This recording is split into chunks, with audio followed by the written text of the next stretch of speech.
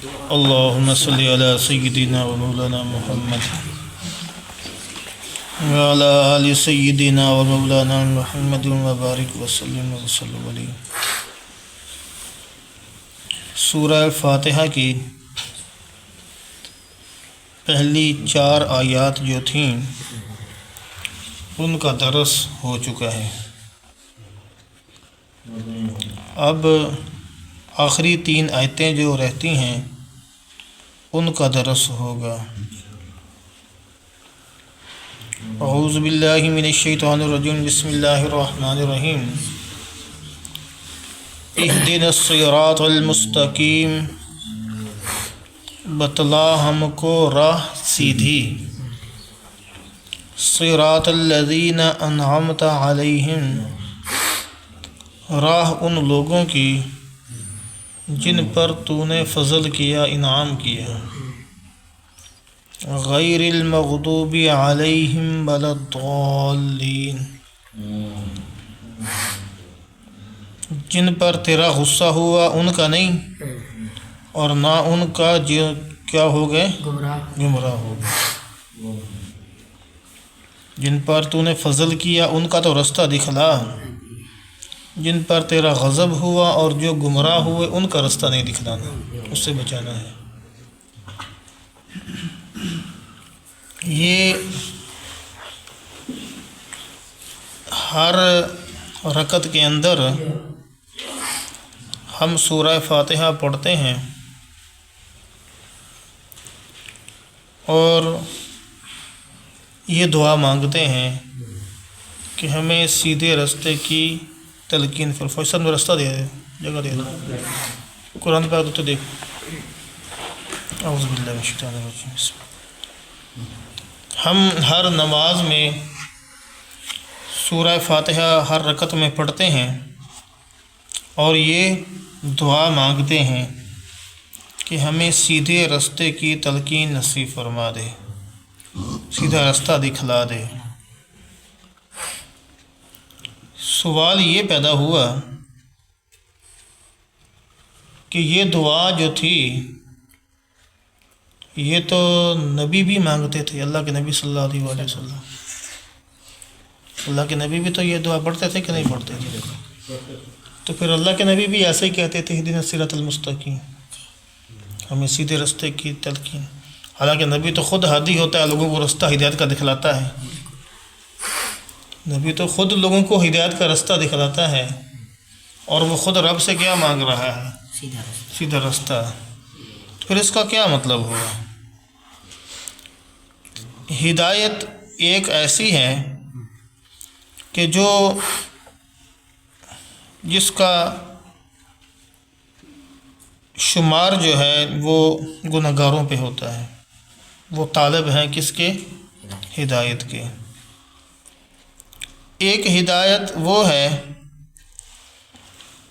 وہ طالب ہیں، کئی طالب نہیں بھی ہوتے، ہدایت کے مستحق ہیں، وہ ضرورت ہے ہدایت کی، لیکن وہ ہدایت کے طالب نہیں ہیں، ان کو اللہ ہدایت بھی نہیں عطا کرتے۔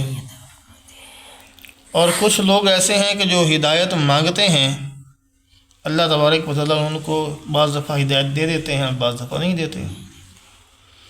ہدایت کا تیسرا درجہ یہ ہے کہ اللہ تبارک و تعالیٰ سے ہدایت کی توفیق کا ہر بندہ متلاشی ہے، اور ہدایت کے جو درجات ہیں ان کی تمنا سے کوئی بھی مستغنی نہیں ہے۔ انا فتحنا لک فتحا مبینا لیغفر لک اللہ ما تقدم من ذنبک وما تأخر ویتم نعمتہ علیک ویہدیک صراطا مستقیما۔ یہی ہے نا سورۃ فتح کے پہلا رکوع، یہی ہے نا پہلی آیت ہے۔ وہاں کیا لفظ آیا ہے؟ وَيَهْدِيَكَ صِرَاطًا مُسْتَقِيمًا۔ ہم نے فتح مکہ اے نبی آپ کو اس لیے کروائی تاکہ آپ کیا کریں، آپ وَيَهْدِيَكَ آپ کو ہدایت ہو صراط مستقیم کی۔ تو اس سے معلوم ہوا کہ کیا نبی کے پاس ہدایت پہلے نہیں تھی، بلکہ تھی، لیکن نبی بھی جو ہے وہ ہدایت کا جو اس سے اوپرلا درجہ ہے اس کا اللہ تبارک و تعالیٰ سے کیا ہے؟ متلاشی ہے۔ اور سب سے بڑی ہدایت کرنے والی ذات کون سی ہے؟ اللہ تبارک و تعالیٰ ہی کی ہے۔ اللہ تبارک و تعالیٰ کے علاوہ اور کوئی بھی ہدایت نہیں کر سکتا صحیح معنوں کے اندر۔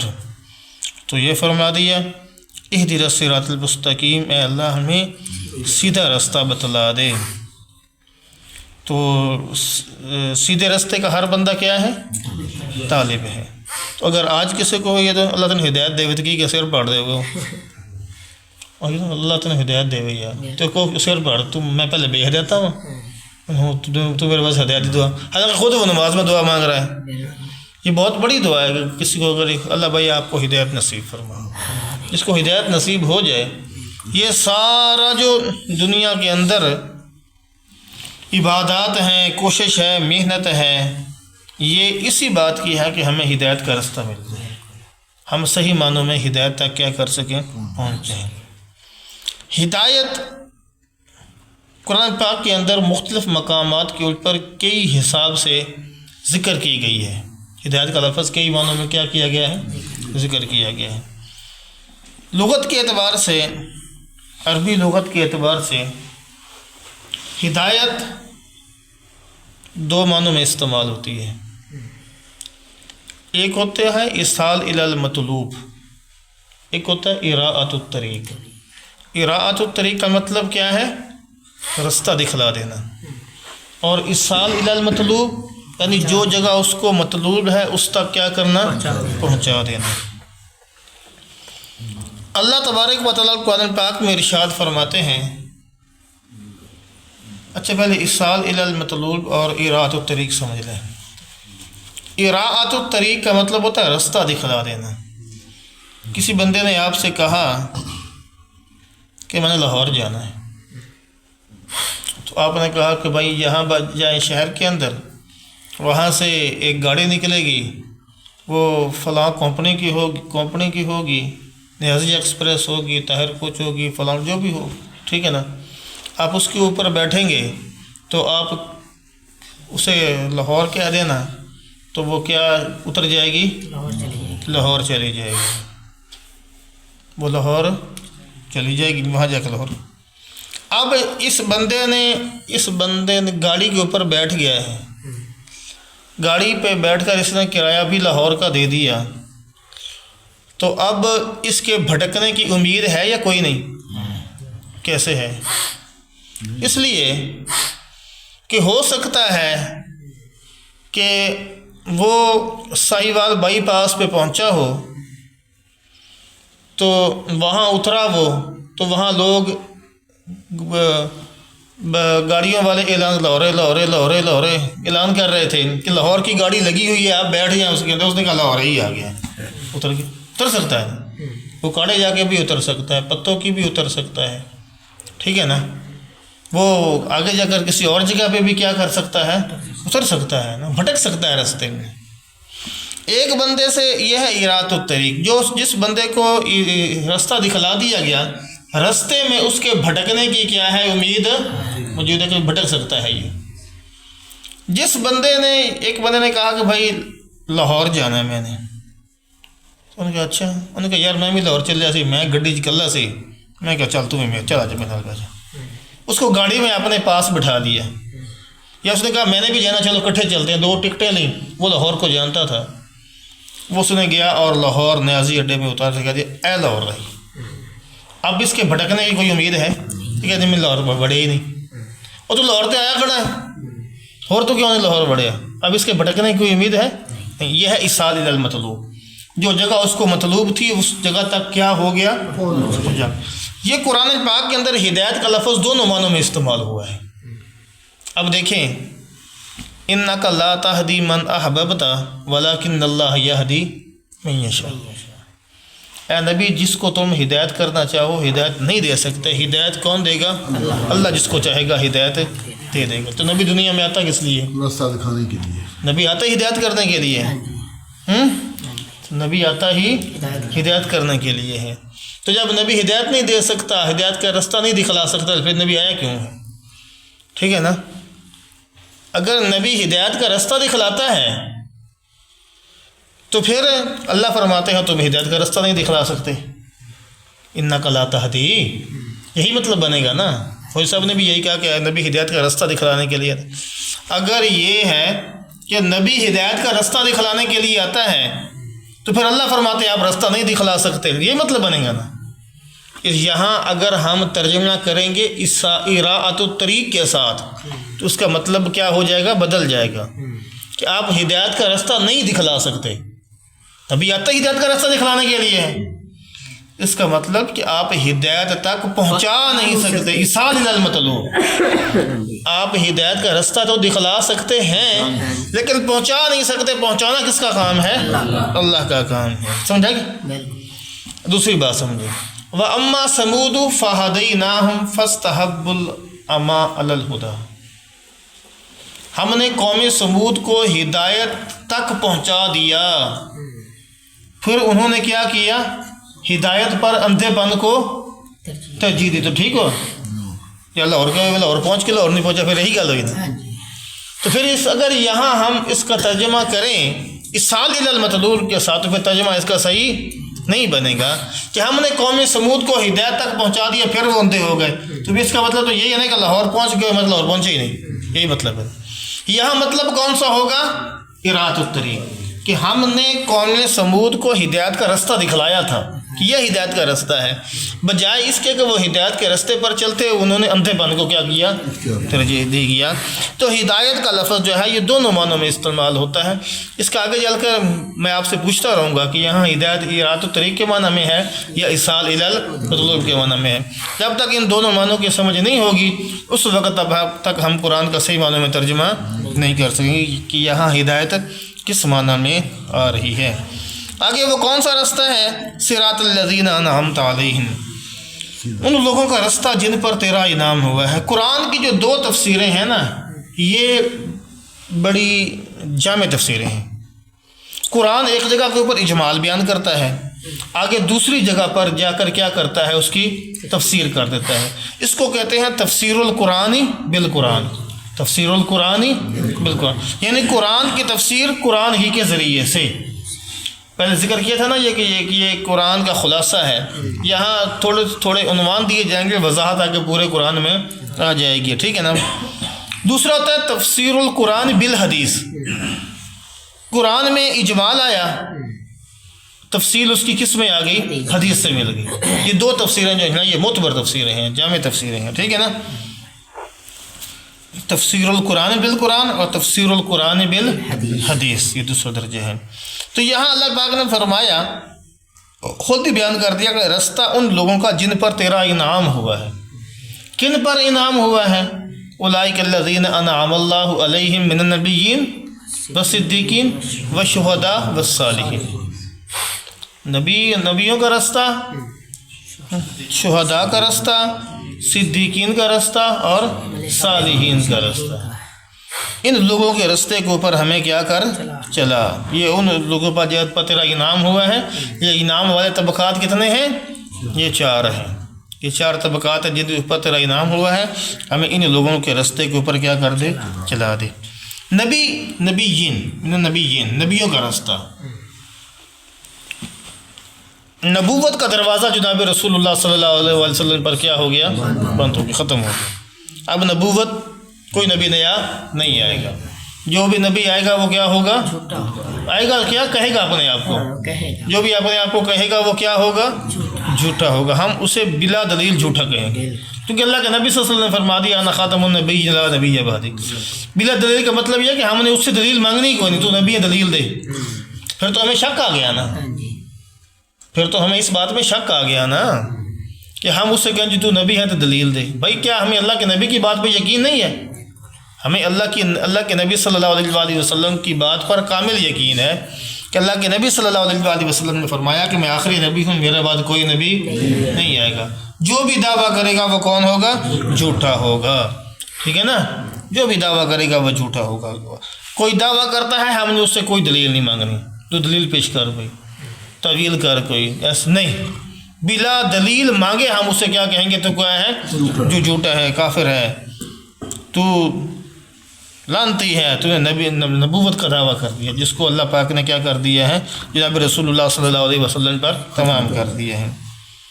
ٹھیک ہے نا، اس کے اوپر مستقل دلائل ہیں، تو چونکہ یہ ختم نبوت کا عنوان نہیں ہے، تفسیر ہے پھر کبھی۔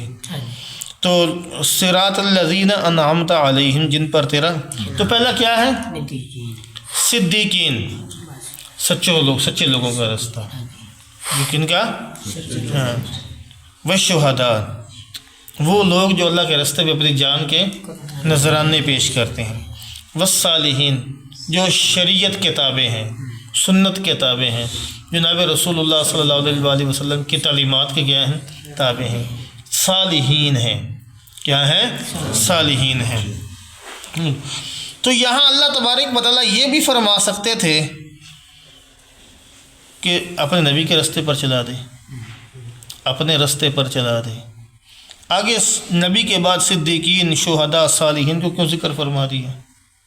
ٹھیک ہے نا، صالحین کو ذکر کیوں فرما دیا؟ اللہ تبارک و تعالیٰ نے اس بات کی طرف اشارہ کر دیا کہ نبی تو ہمیشہ دنیا میں نہیں رہیں گے، ان کی تعلیمات رہیں گی۔ کیا رہیں گی؟ تعلیمات۔ جو ان کی تعلیمات پر عمل کریں گے وہ میرے کیا ہوں گے؟ برگزیدہ بندے ہوں گے۔ اگر نبی اس دنیا میں بنفس نفیس ان کو نظر نہیں آئیں گے، موجود ہوں گے، تو میرے صالحین بندے تو قیامت تک رہیں گے نا، قیامت تک رہیں گے، جو لوگوں کی رہنمائی کرتے رہیں گے، لوگوں کی اصلاح کے بارے میں سوچتے رہیں گے۔ تو اس لیے ان لوگوں کے ساتھ مل کر ہی یہ کیا کر سکتے ہیں؟ سیدھے راستے پر چل سکتے ہیں، جو ان کی رہنمائی کریں گے قرآن اور حدیث کے اعتبار سے۔ اس سے معلوم ہوا کہ قرآن کو سمجھنے کے لیے، کتاب اللہ کو سمجھنے کے لیے رجال اللہ کی ضرورت ہے، اللہ کے بندوں کی ضرورت ہے، جو ہمیں آ کر کیا سمجھائیں گے؟ قرآن اور حدیث سمجھائیں گے۔ دنیا کی کوئی کتاب ہم خود پڑھ کر اس کتاب کے ماہر نہیں بن سکتے۔ کوئی بندہ کتابیں پڑھ کے انجینئر بنا، کوئی بندہ کتابیں پڑھ کے ڈاکٹر بنا، ٹھیک ہے نا، آج تک کوئی بندہ کتابیں پڑھ کے درزی بن گیا، کوئی بندہ کتاب پڑھ کے الیکٹریشین بن گیا؟ اسے اپنے استاد کے پاس جانا پڑتا ہے، اسے بندوں کے پاس جا کر سیکھنا پڑتا ہے، ان کے جا کر اس فن کی کتابیں سمجھنی پڑتی ہیں۔ تو جو قرآن اور حدیث کے ماہر ہیں، ہم انہی سے قرآن سیکھیں اور پڑھیں گے تو ہمیں قرآن سمجھ آئے گا۔ محض کتابوں کے مطالعے کرنے سے یا پڑھ لینے سے انسان کو وہ علم نہیں آئے گا جو اللہ تبارک و تعالیٰ کے نیک بندوں کے ساتھ، صالحین کے ساتھ، علماء کے پاس جا کر انسان سیکھتا ہے اور اسے فائدہ حاصل ہوتا ہے۔ ٹھیک ہے نا، سمجھ آئی؟ صراط اللہ کے نبی صلی اللہ علیہ وسلم نے جب بیان فرمایا تھا نا کہ بنی اسرائیل اتنے فرقوں میں بٹ گئی، میری امت 70 فرقوں میں بٹ جائے گی، صحابہ کرام رضوان اللہ تعالیٰ علیہ مجمعین نے پوچھا اللہ کے پیارے حبیب، جو ایک ناجی فرقہ ہوگا، جو نجات پانے والا ہوگا، وہ کون سا ہوگا؟ اللہ کے نبی صلی اللہ علیہ وسلم نے کیا فرمایا تھا؟ ما انا علیہ و اصحابی، ما انا علیہ و اصحابی، جو میرے طریقے پر چلے گا، میرے صحابہ کے طریقے پر چلے گا، جو میرے طریقے پر چلے گا، میرے صحابہ کے طریقے پر چلے گا، وہ کون سا ہوگا؟ فلاح پانے والا، کامیاب طریقے والا ہوگا۔ تو صحابہ کس کے طریقے پر چلتے تھے؟ صحابہ بھی تو اللہ کے نبی کے طریقے پر چلتے تھے، تو اللہ کے نبی کا جو میرے طریقے پر چلے گا، بس گل ختم سے۔ یہاں بھی اللہ کے نبی صلی اللہ علیہ وسلم نے رجال اللہ کو ساتھ ملایا ہے، رجال اللہ کو کیا کیا ہے؟ ساتھ ملایا ہے، کیونکہ نبی کریم صلی اللہ علیہ وسلم، میں ایک حدیث پیش کرتا ہوں، حضرت ارباز بن ساریہ رضی اللہ تعالیٰ عنہ سے روایت ہے، وہ نقل کرتے ہیں کہ اللہ کے نبی صلی اللہ علیہ وسلم نے ایک دن ہمیں نماز پڑھائی، نماز پڑھانے کے بعد منہ ہماری طرف کیا۔ اللہ کے نبی صلی اللہ علیہ وسلم نے ہمیں واعظ و نصیحت فرمایا، ایسا واعظ و نصیحت کہ جس کے ہمارے دل دہل گئے، ہماری آنکھوں سے آنسو جاری ہو گئے۔ ہم نے اللہ کے نبی صلی اللہ علیہ وسلم سے عرض کی کہ اللہ کے پیارے حبیب صلی اللہ علیہ وسلم، آپ کی جو باتیں ہیں نا، یہ ہمیں ایسے لگتی ہیں جیسے نا کسی جو جدائی والی آخری، جیسے آخری نصیحتیں ہوتی ہیں۔ تو اللہ کے پیارے حبیب ہمیں کوئی وصیت فرما دیں۔ نصیحت اور وصیت میں فرق کا پتہ ہے نا، نصیحت عام ہوتی ہے، وصیت جب انسان فوت ہونے لگتا ہے تو اس کے آخری کلمات ہوتے ہیں، ٹھیک ہے نا، تو ہمیں کچھ وصیت فرما دیں۔ اللہ کے نبی صلی اللہ علیہ وسلم نے فرمایا فَإِنَّهُ مَن يَعِشْ مِنْكُم مِّن بَعْدِي فَسَيَرَىٰ اخْتِلَافًا كَثِيرًا فَسَيَرَىٰ اخْتِلَافًا كَثِيرًا، ان قریب تم میں سے میرے بعد جو زندہ رہیں گے وہ بہت بڑا کیا دیکھیں گے؟ علیکم بسنتی و سنت الخلفاء الراشدین المہدیین، تمہارے اوپر لازم ہے کہ تم میرے طریقے کو لازمی پکڑنا، میرے خلفاء راشدین جو ہدایت یافتہ ہیں ان کے طریقوں کو کیا کرنا؟ لازمی پکڑنا۔ تمسکوا بہا، اس کو مضبوطی سے تھام لینا، وعضوا علیہا بالنواجذ، اس کو اپنی داڑھوں کے نیچے دے کر دبا لینا، اس کو اپنی داڑھوں کے نیچے دے کر کیا کر لینا؟